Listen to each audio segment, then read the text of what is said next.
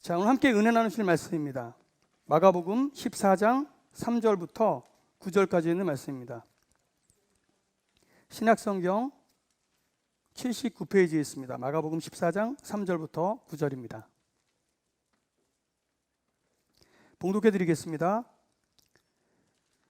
예수께서 베다니 나병 환자 시몬의 집에서 식사하실 때에 한 여자가 매우 값진 향유 곧 순전한 나드 한 옥합을 가지고 와서 그 옥합을 깨뜨려 예수의 머리에 부으니 어떤 사람들이 화를 내어 서로 말하되 어찌하여 이 향유를 허비하는가? 이 향유를 300데나리온 이상에 팔아 가난한 자들에게 줄 수 있었겠도다 하며 그 여자를 책망하는지라. 예수께서 이르시되 가만두라. 너희가 어찌하여 그를 괴롭게 하느냐? 그가 내게 좋은 일을 하였느니라. 가난한 자들은 항상 너희와 함께 있으니 아무 때라도 원하는 대로 도울 수 있거니와 나는 너희와 항상 함께 있지 아니하리라. 그는 힘을 다하여 내 몸에 향유를 부어 내 장례를 미리 준비하였느니라. 내가 진실로 너희에게 이르노니 온 천하에 어디서든지 복음이 전파되는 곳에는 이 여자가 행한 일도 말하여 그를 기억하리라 하시니라. 아멘. 주님이 홀로 가신 그 길 나도 따라가오.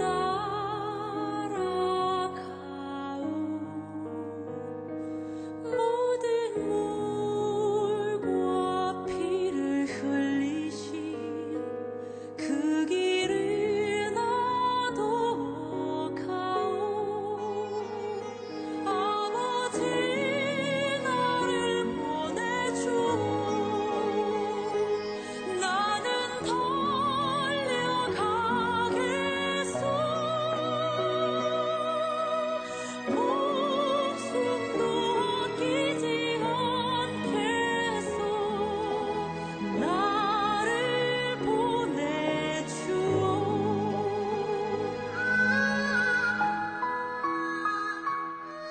하나님의 영광을 위해서, 하나님의 뜻을 실천하기 위해서 굶어도 억울해도 죽어도 믿음으로 마귀의 핍박과 박해를 이기는 것이 바로 필승의 신앙입니다. 믿지 마면 하십니다.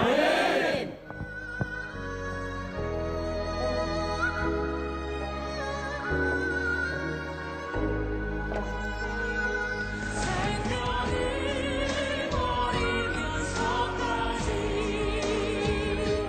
나를 사랑한 당신 이 작은 나를 받아주오.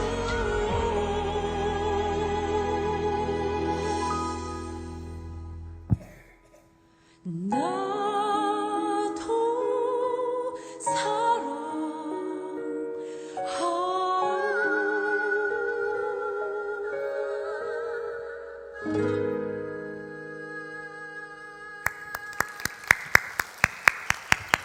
펀처치 베들기에 오신 여러분들을 환영합니다. 우리 옆 사람과 이렇게 익숙한 인사로 서로 인사를 나누겠습니다.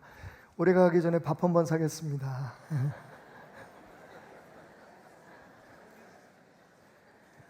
왜 이렇게 약한 모습을 보이세요? 밥 한번 산다는데. 밥이 안 되면 떡볶이를 사든지.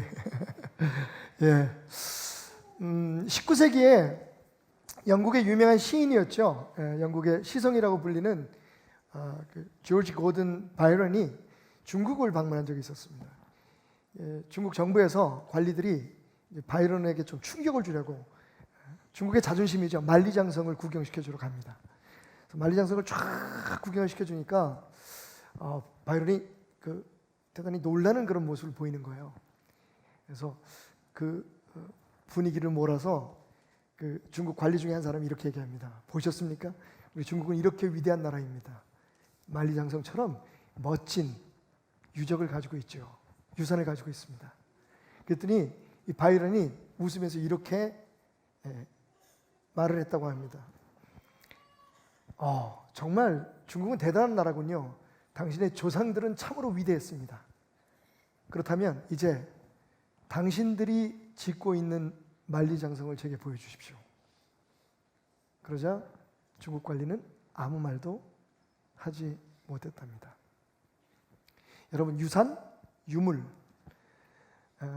그 아름다운 레거시는 사실은 그것을 받아서 누리는, 그리고 그것을 받아서 성장시키는 후손에게 달려져 있습니다. 제가 그 여러 동구권, 동유럽 쪽에 과거에 그 사회주의 국가였던 나라들을 돌아보면서, 그 공산주의였던 나라들을 바라보면서 느낀 게 뭐냐면요, 그들의 유산은 정말 말 그대로 골동품이었습니다. 과거에 그들의 화려한 모습들의 그런 흔적은 있지만 그것이 과연 현재에 어떤 영향을 미치고 있는지, 그저 관광재산 그 이외에 또 무슨 역할을 하고 있는지 참으로 궁금할 정도였습니다. 지난주부터 우리는 레거시, 믿음의 유산이라고 하는 주제를 가지고 과거에 우리가 존경했던, 그리고 우리에게 예수의 복음을 전해주셨던 그 어른들의 설교를 다시금 저희가 새롭게 묵상하고 있습니다. 그분들이 남기셨던 신앙의 뿌리는 우리들에 의해서 열매를 맺어야 합니다. 그냥 그분들이 전해준 것, 그리고 우리가 받은 것으로 끝난다면 그것은 아무런 의미가 없을 겁니다. 부디 이 교회를 세우기 위해서, 그리고 우리들을 오늘 이 자리에 있게 하기 위해서 헌신하시고 희생하신 그 많은 어른들의, 그리고 선배 주의 종들의 그 아름다운 신앙이 우리를 통해서 더욱 아름답게 열매 맺는 축복이 있기를 주님의 이름으로 축원합니다. 오늘 우리가 함께 나눈 말씀은요, 고 박덕종 목사님께서 1990년 4월 1일 주일날 대예배 시간에 나누셨던 메시지입니다. 제목은 그때 그 시절 답습니다. 한번 따라해 볼까요? 지성이면 감천이다. 약간 불교 냄새도 나고, 어쨌든 예, 무슨 뜻인지는 여러분 잘 아시죠? 예, 우리가 정성을 다하면 하늘도 감동한다. 오늘 말씀이 그렇습니다. 여러분, 한 여인이요, 이름도 몰라요, 성도 몰라, 죄송합니다. 예, 옛날 얘기를 하다 보니까 옛날 그 노래방에서 불렀던 노래가 생각나서, 이름도 몰라요 성도 몰라, 바로 이 여인입니다. 예, 한 여인이 예수님께서 그 나병 환자였던 시몬의 집에서 식사를 하고 계실 때 조용히 들어와서 아무 말도, 이 여인이 한 말이 한마디도 기록되어 있지 않아요. 아무 말도 하지 않고 그녀가 가지고 있던 향유 옥합을 깨서 예수님의 머리에 바르고, 그리고 자신이 받았던 은혜에 대한 감사를 표시한 이야기가 여기 기록되어 있습니다. 자, 사람들은 그 여인의 행위에 대해서 이렇게 비판합니다. 아니, 왜 저렇게 쓸데없는 짓을 해? 차라리 저 향유를 300데나리온 이상, 여러분 300데나리온도 아니고 300데나리온 이상, 데나리온이 무슨 단위냐면요, 그 당시에 장정 한 사람이 노동을 해서 하루 벌 수 있는 일당을 뜻합니다. 제가 그래서 지금 올라오기 바로 직전에 우리 서은희 전사님하고 검색을 해봤어요. 2019년에 보통 근로자들이, 노동자들이 일해서 벌 수 있는 일당이 얼마일까 했더니 평균 일당이 21만 6천 원이더라고요. 굉장히 많다는 생각을 했습니다. 근데 사실 뭐 여러 가지 물가나 이런 걸 보면 그렇게 많지 않을 수도 있는데요. 어떤 분들은 좀 이상하다, 난 그만큼 못 버는데 하시는 분이 계실 텐데, 그냥 그렇게 사십시오. 열심히 사시면 됩니다. 예, 우리가 버는 게 최고의 그 상급이라고 생각하시고 열심히 사시다 보면 하나님께서 축복 주실 텐데, 어쨌든 놀라운 건 수치상으로는 평균 21만 원을 받는데, 하루에 일하면 밖에 나가서 열심히 물론 땀 흘려서 노동을 할 경우입니다만, 그러면 그것으로 계산하면 곱하기 300이잖아요. 그냥 줄 잡아도 6천만 원이 넘는 가치의 향유입니다. 여러분, 이게 그냥 일반 향수가 아니에요. 그러니까 6천만 원 이상의 돈을 팔아서 그걸 가지고 불쌍한 사람을 도와주지, 왜 예수의 머리에 저걸 낭비하느냐는 거죠. 그냥 자기의 감사하는 마음을 표시하기 위해서 저렇게 6천만 원씩이나 교회에다 드려? 좀 미친 짓이야. 저거 가지고 밖에다 내면 하나님은 그걸 더 좋아하실걸? 꼭 교회에다 헌금해야 되냐? 교회 가서 꼭 예배 드려야 되냐? 그 시간에 나가서 불쌍한 사람들 도와주고 가난한 사람 돌보지? 이렇게 비판을 했단 말이에요. 근데 예수님은 오히려 의외의 그런 반응을 보이십니다. 그냥 둬라. 왜 저 여자가 하는 행동을 너희는 괴롭게 하느냐? 비판하느냐? 가난한 사람들은 항상 너희와 함께 있겠지만 나는 이제 너희들의 죄를 대속하기 위해 십자가를 지러 간다. 저 여인은 지금 나의 장례식을 준비하고 있는 거다. 그러면서 이렇게 말씀하십니다. 복음이 전해지는 곳에 저 여인이 한 행위도 전해져서 사람들이 저 여자를 기억하게 될 거다. 여러분, 정말 예수님 감동하셨어요. 그 여인의 행위에 대해서 그냥 감동하신 게 아니라 많은 사람들에게 칭찬하시면서 본받으라고 말씀하십니다. 복음이 전해지는 곳에 이 여인의 행위도 같이 전해질 거다. 여러분, 정말 고 박덕종 목사님께서 지성이면 감천이라고 하는 제목으로 말씀하신 것처럼 우리가 정말 하나님을 위해서 최선을 다하고 우리의 모든 일에 정성을 다하면 하나님이 감동하십니다. 하나님께서 우리를 칭찬하십니다. 아멘. 자, 거기까지가 박덕종 목사님의 설교였습니다. 자, 그러면 우리는 그 말씀을 받아서 어떤 더 깊은 은혜, 또 어떤 더 풍성한 축복을 이 말씀 속에서 캐낼 수 있을까요? 저는 이런 질문으로부터 시작합니다. 그런데 좀 이상해. 그래서 이 여인이 받은 게 뭡니까, 여러분? 지성이면 감천인데 하나님을 감동시킨 것 이외에 이 여인이 무엇을 받았습니까? 이 여인이 누군지도 모르고 이 사건이 있고 난 후에 그녀가 어떻게 됐는지 성경은 기록하고 있지 않습니다. 흔히 그녀가 그래서 예수님을 감동시켜서 그녀의 지성을 다해서 예수님이 감동하셔서 그녀에게 물질을 주셨습니까? 아이들을 대학교에 좋은 대학을 보냈습니까? 아니면 이 여인을 유명한 사람으로 만드셨습니까? 아무것도 없어요. 그냥 주님이 그녀를 칭찬하셨다. 그동안 우리가 생각했던 말씀과는 조금 차이가 있습니다. 그죠? 사실은 박덕종 목사님은 물론 우리가 주님 앞에 최선을 다할 때, 우리가 최선을 다한 믿음을 가질 때 하나님은 우리를 축복하십니다라고 하는 결론을 끌어내셨지만 그 속에는요, 우리가 훗날 깨닫기를 원하는 이런 메시지가 담겨 있었을 것입니다. 여기 복음이 있다. 자, 여러분, 지금부터는 오늘의 메시지입니다. 오늘 말씀의 마지막 부분인 9절을 다시 한번 우리가 생각해 봅시다. 내가 진실로 너에게 이르노니 온 천하에 어디서든지 복음이 전파되는 곳에는, 뭐가 전파되는 곳이요? 복음입니다, 여러분.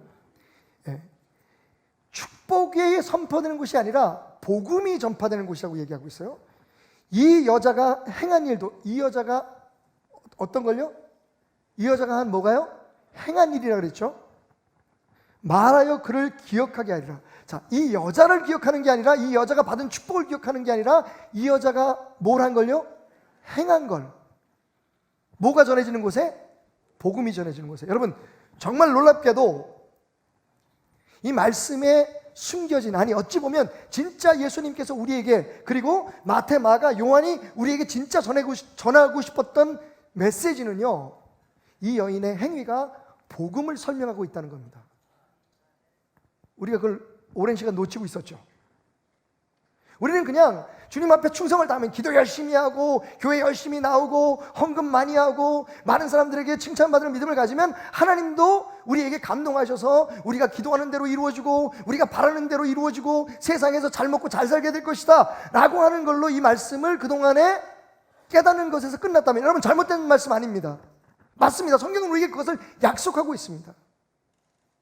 구원은 우리의 힘으로 할 수 있는 건 아니지만 하나님 앞에 복받고 이 세상에서 정말 가치 있고 의미 있는 삶을 사는 건 우리의 정성과 관계가 있다라고 분명히 성경은 많은 부분에서 이야기하고 있지만, 여러분, 중요한 건 그게 다가 아니라는 겁니다. 이 여인의 행위가 왜 중요하냐? 이 말씀이 왜 중요하냐? 별로 받은 것도 없는데. 바로 이 여인이 한 행위 속에 우리가 믿고 따르고 실천해야 될 복음의 진짜 내용이 담겨 있기 때문입니다. 복음을 알기를 원하십니까? 이 여인의 행위를 보십시오. 자, 그럼 이 여인의 행위가 우리에게 보여준 복음의 진짜 내용이 뭡니까? 첫째, 따라합시다. 복음은 향기입니다. 복음은 향기입니다. 자, 여러분, 오늘 말씀을 볼 때 재밌는 게 있죠. 오늘 마태도 그렇고 마가도 그렇고 복음서를 기록한, 특별히 이 여인의 그런 이야기를 기록하고 있는 두 사람은 다 이 여인의 이름도 얘기하고 있지 않고 출신 성분도 이야기하지 않고 그 사람의 계급이나 나이도 이야기하고 있지 않지만 여러분 무엇을 이야기하고 있냐면 이 사건이 벌어진 곳이 나병 환자 시몬의 집이었다는 이야기를 하고 있습니다. 여러분 나병 환자입니다.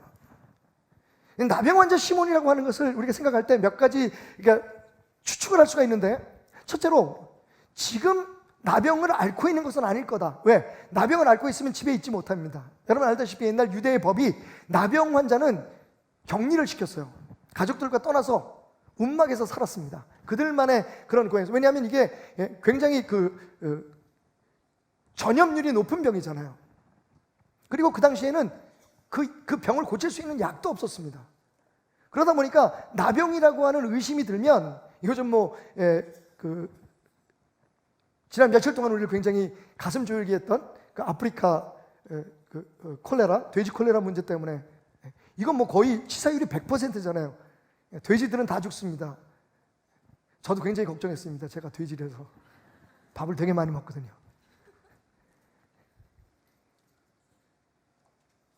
그래서 여러분 그냥 살처분해버립니다. 그 병이 발생한 모든 돼지 농장의 돼지들은 4,000마리든 5,000마리든 다 죽여버려야 돼요. 왜냐하면 아깝지만 차라리 그 돼지들을 죽임으로 다른 돼지들을 살리는 게 좋으니까. 사실 나병이 그 당시에는 그런 병이었다고. 인간에게 주어지는 병이지만, 인간이 걸리는 병이지만 그 병에 걸리면 주변 사람들이 다 감염될 수 있는 가능성이 많기 때문에 처음부터 심지어는 아주 종교적인 규례를 만들어가지고 이 나병, 소위 문둥병, 한센시병에 걸린 사람들은 격리를 시켰단 말이죠. 그런데 지금 나병 환자 시몬의 집에서 예수님께서 식사를 하고 계신다는 것을 생각해 보면 이분은 과거에 나병을 알았던 사람이다.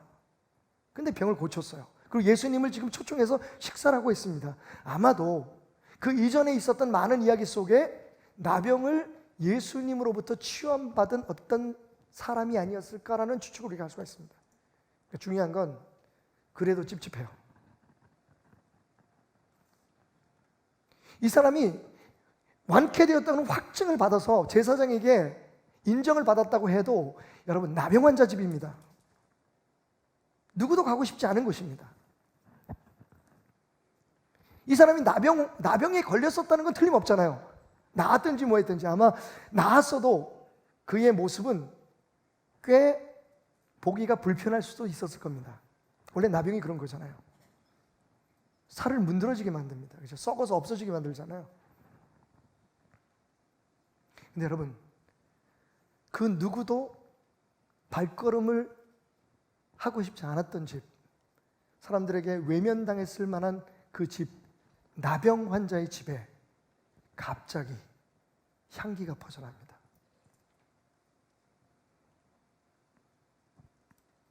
그 찝찝하고 침침하고 답답하고 뭔가 좀 불결해 보이는 그곳에 여러분 6천만 원이 넘는 가치의 향내가 가득합니다. 사람들은 아마 지나가면서 한 번쯤 고개를 돌리지 않았을까요? 와우, 이건 뭐지? 저 집 나병 환자 집 아니야? 근데 저기서 왜 이런 향기가 나지? 와, 이 향기의 출처는 어딜까? 사람들은 그냥 한 번쯤 들여다보고 싶지 않았을까요? 또 잘 이해되지 않는 장면이 있습니다. 예수님이 그 여인의 한 행위에 대해서 뭐라고 말씀하시냐면, 야, 그 여자를 괴롭히지 마라. 그 여자는 지금 내 장례를 준비하고 있다고 말합니다. 장례식입니다, 여러분. 사람이 죽습니다.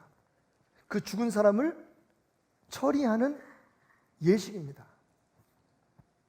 그런데 여러분, 생각해 보십시오. 그 죽은 사람의 시체에서, 그리고 그 죽은 사람의 그 죽음을 담은 관 속에서 향기가 납니다. 그것도 6천만 원이 넘는 그 고급 향수가 말이죠. 주목해야 될 게 있죠. 이 여인은 향수를 그냥 뿌리거나 부은 게 아닙니다. 옥합을 깼습니다. 무슨 말일까요? 여러분 집에 향수 하나쯤 가지고 계시죠? 네. 우리가 일상적으로 쓰는 그래도 꽤 고급스럽다고 하지만 그래도 그렇게 뭐 60만 원이 뭐야? 6만 원짜리 향수를 여러분이 만약에 쓰신다면 그건 그냥 뚜껑 열어서 이렇게 찍든지, 그죠? 귓가에다 찍든지 아니면 뿌리는 것으로 끝날 거예요. 이 여인이 가져왔던 그 향유는 그렇게 일상적인 게 아닙니다. 뚜껑을 열어서 뿌리는 향수가 아니에요. 얼마나 귀한지 꼭 봉해서 가지고 있다가 꼭 필요할 때 한 번쯤 그 병을 깨야만 사용할 수 있는 향수였다는 거죠. 이 향수가 시체에 뿌려집니다. 장례식의 관에 뿌려집니다. 그리고 그 침울하고 그 절망적인 장례식은 때 아닌 향유 냄새로 가득하게 되죠. 이게 복음입니다. 혹시 여러분들의 삶이 지금 답답하고 침울하다고 느낄 수 있을 겁니다. 혹 우리가 사는 이 세상에 지금 수많은 문제와 아픔들 때문에 우리를 힘들게 한다고 생각할 수 있습니다.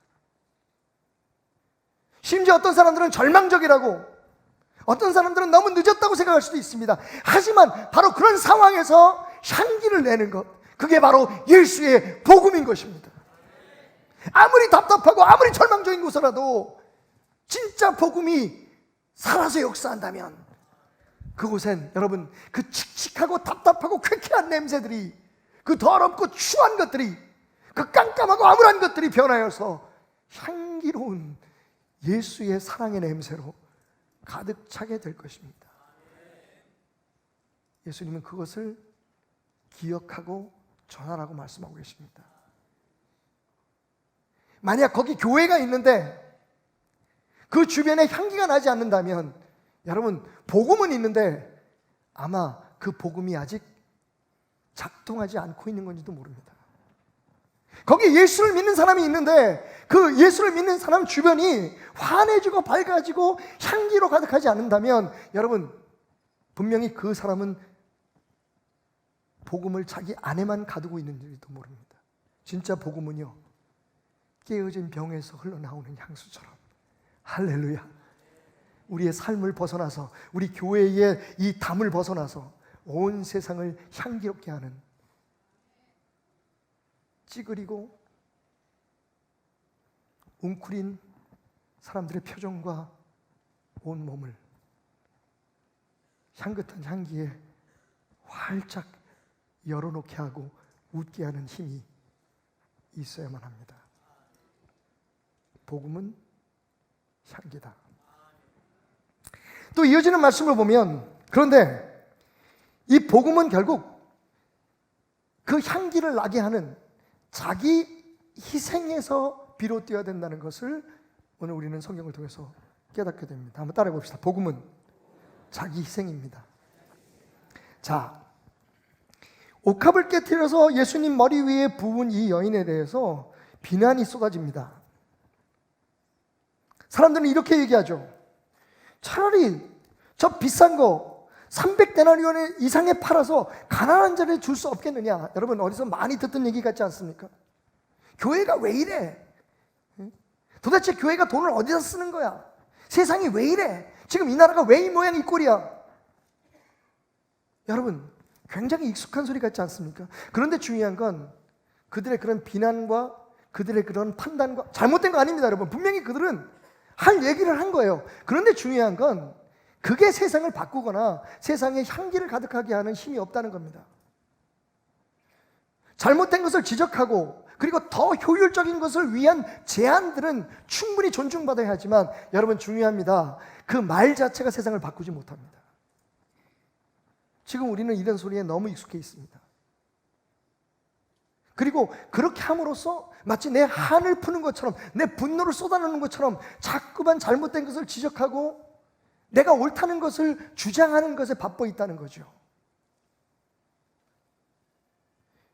여러분 저는 오늘 레거시라고 하는 주제를 가지고 여러분과 함께 나누면서 여러 목사님들의 설교를 여러분과 나누기를 원합니다. 특별히 지금은 하늘나라에 계시는 오늘의 교회 하용주 목사님이 하셨던 설교가 굉장히 기억에 남습니다.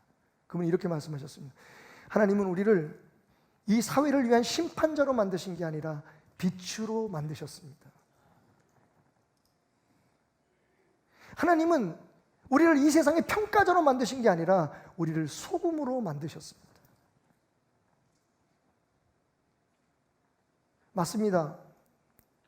우리가 예수님을 알고 성경을 알게 되면 주변에 잘못된 것들이 보입니다. 빛이 비치는 곳에는 분명히 먼지들이 있다는 게 보이고, 그리고 우리가 바라보는 곳에 분명히 정의의 눈을 가지고, 사랑의 눈을, 공의의 눈을 가지고, 말씀을 가지고 바라보면 세상에 얼마나 많은 부패한 곳과 썩은 곳이 있습니까? 그런데 여러분, 그걸 이론이나 혹은 주장이나 선언으로 바꿀 수 없습니다. 여러분, 복음이 향기라면 그 향기가 그날 그 침울하고 암담한 곳에 가득 찰 수 있었던 이유가 뭘까요? 바로 깨어진 옥합입니다. 이 여인의 희생은 얼마나 아름답습니까, 여러분? 자, 다시 말씀드리지만 재밌는 건 주인공은 이 여자 같은데 이 여자가 한 말은 한마디도 안 나와요. 이 여자가 누구라고 소개하지도 않습니다. 그리고 정말 중요한 거, 이 여인이 그렇게 한 행동이 무엇을 원해서였는지, 뭘 바래서였는지, 그렇게 하거나, 여러분 6천만 원의 헌금을 드렸다면, 그죠? 지금 이 시점에 누군가 6천만 원의 헌금을 드렸다면 도대체 우리는 뭘 기대할까요? 이 여인의 헌신이 정말 아름다웠던 건 말 그대로 자기 희생 그 자체였기 때문이에요. 이 여인은 뭘 달라고 얘기하지도 않고, 그것을 통해서 자기의 이름을 내려고 하지도 않았고, 자기가 누군가 주목받기를 원치도 않았습니다. 그냥 말 그대로 죽음에서 자기를 살리시고 자기를 위해 십자가를 져야 될 그 예수의 사랑과 은혜에 감사하기 위해 자기 자신을 온전히 드린 겁니다. 맞습니다, 여러분.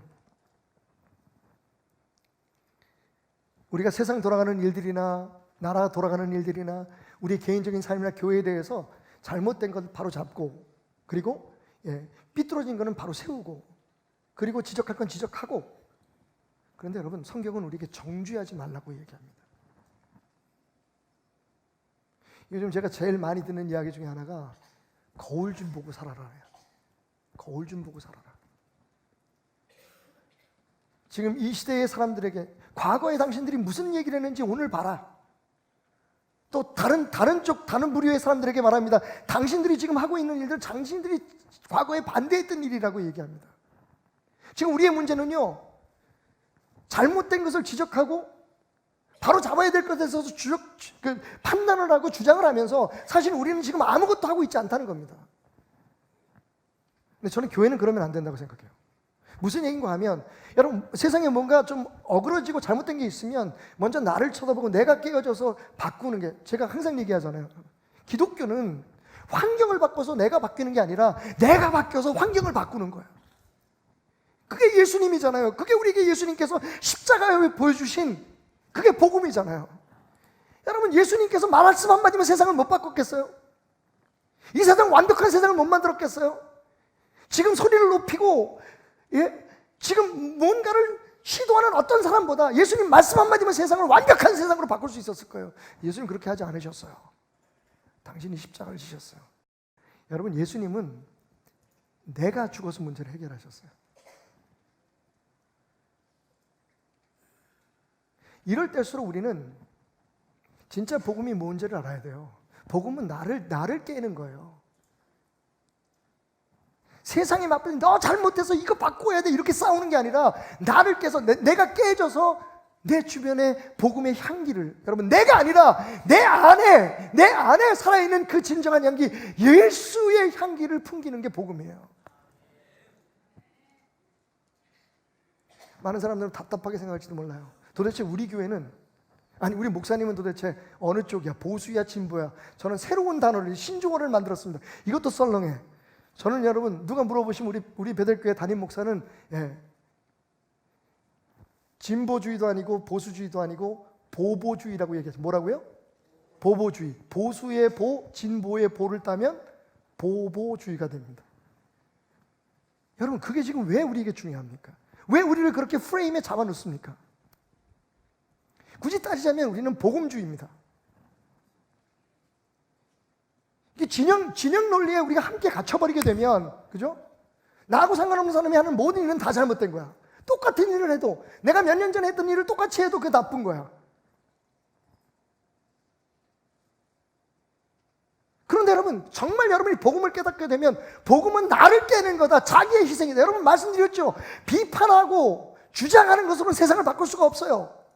진짜 세상을 바꿀 수 있는 힘, 예수의 복음은 내가 깨어지고 내 자신이 무너질 때, 내 자신을 드릴 때에, 그것도 어떤 대가나 어떤 요구가 아니라 정말 예수 그리스도가 내게 주신 은혜를 보답하는 마음으로 내 자신을 이 여인처럼 드리는 것. 그래서 예수님 말씀하시는 거예요. 복음이 전해지는 곳에는 이 여인이 행한 일이 전해질 거다. 그게 복음이기 때문입니다.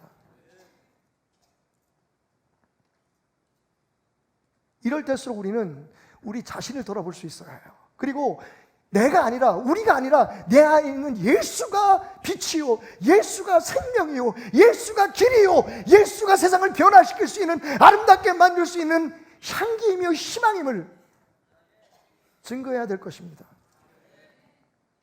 결국 결론은 이거죠. 복음은 예수다. 따라합시다. 복음은 예수입니다. 맞습니다. 복음은 예수입니다. 자, 제가 말씀드렸죠. 그 사람들의 주장이나 비판이 잘못된 게 아니에요. 생각해 보시죠. 6천만 원이면 그 당시 얼마나 많은 사람들을 먹여 살릴 수 있었겠어요. 자, 여기서 우리가 예수님의 반응을 다시 한번 돌아봅시다. 예수님 뭐라고 말씀하시죠? 가난한 자들은 너희와 항상 있을 거라고 얘기하시죠. 무슨 말입니까? 가난한 사람 도와주라는 겁니다. 그게 예수님의 마음입니다. 믿습니까? 우리 주변에 힘들고 어려운 사람들 돕는 게 예수님 마음입니다. 맞습니다, 여러분. 그런데 중요한 건 교회는 사회사업단체가 아니라는 겁니다.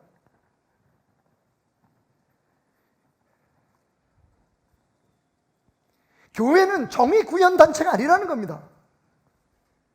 예수를 바로 믿으면, 예수를 알면 예수가 우리 안에 살아있고 그 살아있는 예수가 우리의 삶을 통해서 퍼져나가게 되면 당연히 어렵고 힘든 사람을 그냥 지나칠 수 없을 겁니다.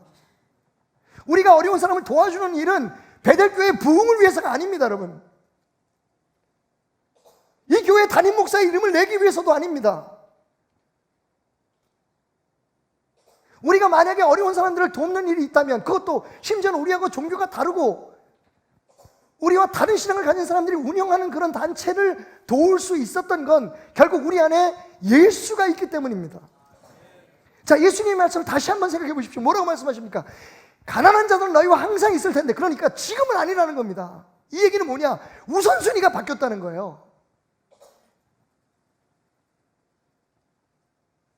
예수님 말씀하십니다. 이 여인은 지금 나의 장례식을, 여러분 이게 마지막 기회입니다.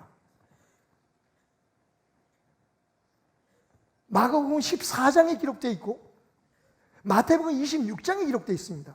요한복음에 비슷한 사건이 기록되어 있는데 그건 12장에 기록되어 있습니다. 다시 말하면 모든 예수님의 사역의 끝부분에 있었던, 이제 예수님도 말씀하시잖아요. 장례를 준비한다고요. 예수님이 이제 십자가를 지기 위해서 가시는 마지막 길입니다. 다시 예수님께 이런 헌신을 드릴 수 있는 기회는 없는 거죠.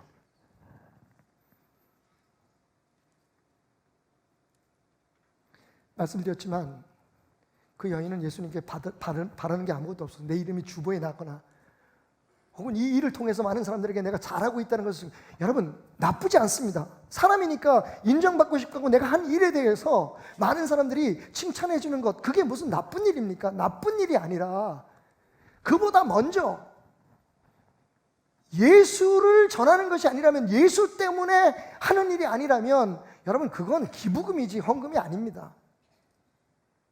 지금 우리 교회들이 그 함정에 빠져 있어요. 목적이 잘못됐습니다. 우선순위가 잘못됐어요. 모든 종교 가운데 가장 사회복지 사업을 많이 하는 종교가 어딜까요, 여러분? 우리 개신교예요. 개별적으로 보면 우리 교회들만큼, 개신교회들만큼 좋은 일을 많이 한 데가 없습니다. 근데 왜 욕을 이렇게 더럽게 얻어먹습니까? 우리가 지금 예수를 우리를 통해서 전하는 게 아니라 우리 나름대로의 다른 목적을 가지고 이 일을 하기 때문에 그렇습니다. 그게 욕심이든지 아니면 참 잘하는데 자기 이름이나 교회의 부흥이나 전도라고 하는 목적으로 하든지, 여러분 그게 필요가 없다는 거예요. 근본적으로 복음은, 진짜 살아있는 복음은 향기를 낼 수밖에 없고, 우리가 해야 될 일은 그 복음이 우리를 통해서 퍼져나가도록 우리를 깨는 거예요. 그거면 충분합니다. 거기에 무슨 어떻게 우리 교회를 부흥시킬까, 어떻게 해서 빚을 갚을까, 뭘 어떻게 할까, 여기에 자꾸만 신경을 쓰다 보면 세상 사람들의 눈에 그게 보이는 겁니다. 아, 저 여자가 하는 행동이, 여러분 지금 이 여인의 행동이 예수님의 칭찬을 받았던 건 정말 아무런 대가도 기대하지 않고 정말 예수님 앞에 감사한 마음에 6천만 원이 넘는 그 향유를 한 방에 깨워서 다시 회복할 수도 없어요, 여러분. 드렸다는 겁니다. 만약 이 여인이 그렇게 하고 나서, 그러니까 예수님 나 이렇게 했으니까 나 나중에 뭐 좀 주세요, 나 좀 뭐가 되게 해주세요, 나한테 무슨 일확천금 무슨 로또가 당첨되게 해주세요, 이런 기대를 가지고 했다면 아마 예수님도 거들지 않으셨을 거예요. 니네들 말이 맞다, 이거 왜 이 짓 하니? 이거 팔아가지고 불쌍한 사람들 도와주지.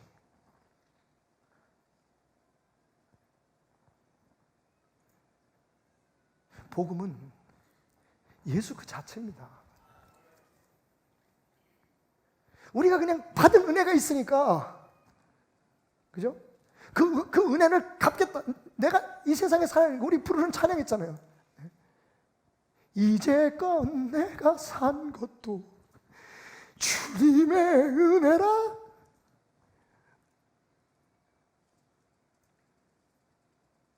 교회 나오는 발걸음이 행복하고 우리가 드리는 헌신이 항상 부족하다고 느껴져야 될 이유가 뭐냐 하면, 우리가 받은 은혜에 우리가 무엇으로 보답할 거 하는 감사의 마음이, 그 은혜가 우리를 사로잡고 있기 때문입니다. 그 다음에 하나님께서 어떻게 부어주시든지, 그 다음에 하나님께서 우리 교회를 어떻게 부흥시켜 주시든지, 그건 여러분, 그건 전적으로 하나님의 손에 맡겨드리는 겁니다.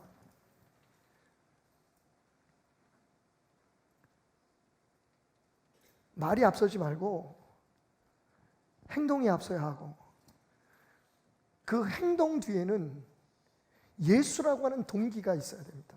그래서 성경은 말하기를, 예수님은 말씀하시기를, 나 다른 모든 것보다 딱 한 가지만 너희들에게 말하겠다.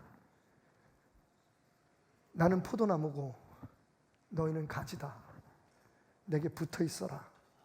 그러면 열매 맺는다. 예수님이 우리에게 뭘 하라고 하셨습니까? 인도의 성자인 선다싱이 힌두교에서 개종을 해서 기독교인이 됩니다. 그리고 영국에 공부를 하러 가죠. 신학대학 교수 한 분이 묻습니다. 선다싱, 당신은 도대체 힌두교에 없는 무엇을 보았길래 기독교로 개종했습니까? 힌두교에는 없는데 기독교에 있는 게 뭡니까? 라고 묻자 선다싱이 대답합니다. 예수입니다. 아, 제 질문을 잘못 이해하셨군요. 도대체 힌두교에서는 가르치지 않는데 기독교에서는 가르치는 게 뭡니까? 예수 그리스도십니다.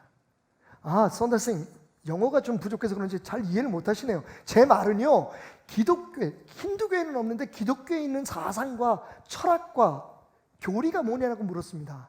그러자 선다생이 이렇게 얘기합니다. 힌두교에서 기독교로 저를 옮기게 한 것은 기독교가 가르치는 교리도, 그리고 훈련시키는 어떤 종교적 행위도 아니었습니다. 저를 변화시킨 건 예수였습니다. 여러분, 충분히 지혜로우실 줄 알아서 이렇게 말씀드리는 겁니다. 그러니까 하지 말라는 게 아닙니다. 예수님 말씀처럼 가난한 사람들은 너희들하고 항상 함께 있을 거라는 겁니다. 이 얘기는 뭐냐면, 지금 해야 될 건 내게 붙어 있는 거라는 거예요. 나를 위해서 너를 깨는 거라는 겁니다. 우리 안에 예수를 장사 지내고 우리 안에서 예수가 부활해야만 이 세상을 예수의 힘으로 바꿀 수 있는 겁니다. 여러분, 세상에 우리보다 더 좋은 말, 더 바른 말 하는 사람들은 얼마든지 있습니다. 우리 이외에, 교회 이외에 정말 좋은 일 하는 사람들은 얼마든지 있습니다. 그런데 그들과 우리가 다른 게 뭡니까? 그들에게는 없는데 우리에게 있는 게 뭡니까?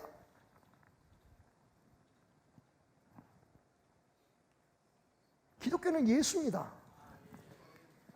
그 예수에게 붙어있게 되면 예수님이 우리에게 사랑하는 마음 주고, 불쌍한 사람들 지켜 그냥 지나치지 못하게 하는 마음을 주십니다. 우리의 모든 초점이, 우리의 모든 우선순위가 일단은 예수의 가르침과 예수의 말씀을 우리 안에 품는 것, 예수에게 붙어있는 것, 거기에 초점이 맞춰진 후에야 비로소 선한 일도 하고 또 세상에 우리가 주장해야 될 것을 주장하고, 그때 역사가 예수가 역사하는 거지 우리의 힘으로 하려고 하면 여러분 우리는 또 다른 문제의 이유가 될 것입니다. 여러분, 이 이야기는 이렇게 끝을 맺습니다. 복음이 전해지는 곳에 이 여인이 행한 일도 말하여 이 여인을 기억하게 될 것이다. 그 여인은 이름도 모르지만, 나이도 모르고 누군지 알지 못하지만 분명히 그녀는 복음으로 기억된 사람이었습니다. 저는 여러분들이 세상에서 복음으로 기억되기를 원합니다.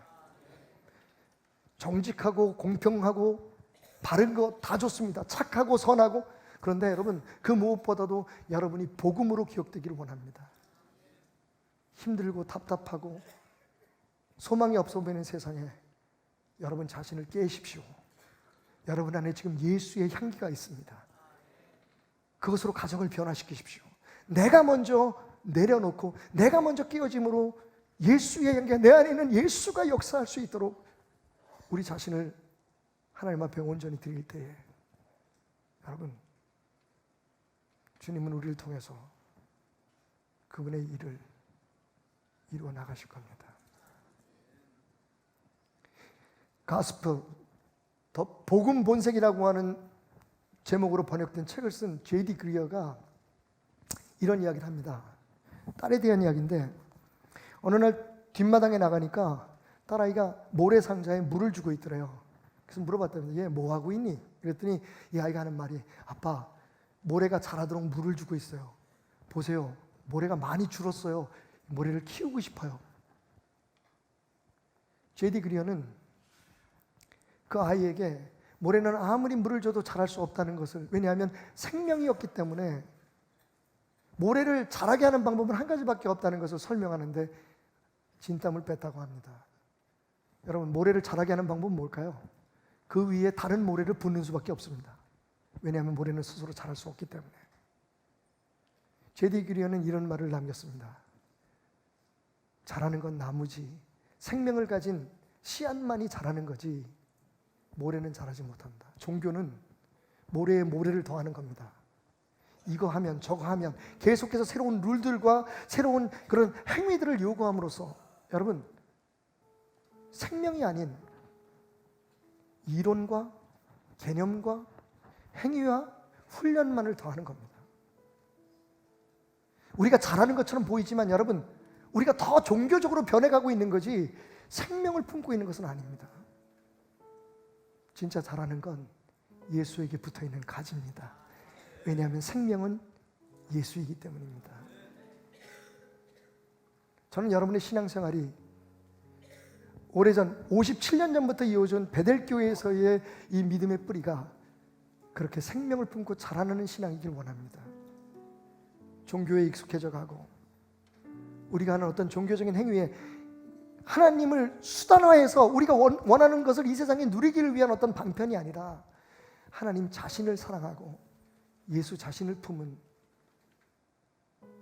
살아있는 생명으로서의 복음의 사람으로, 복음의 교회로 변화되어 가기를 주님의 이름으로 축원드립니다. 다 드려도 아깝지 않은 그 사랑 앞에, 예수의 사랑 앞에 저와 여러분을 드리는 은혜의 시간이 되었으면 좋겠습니다.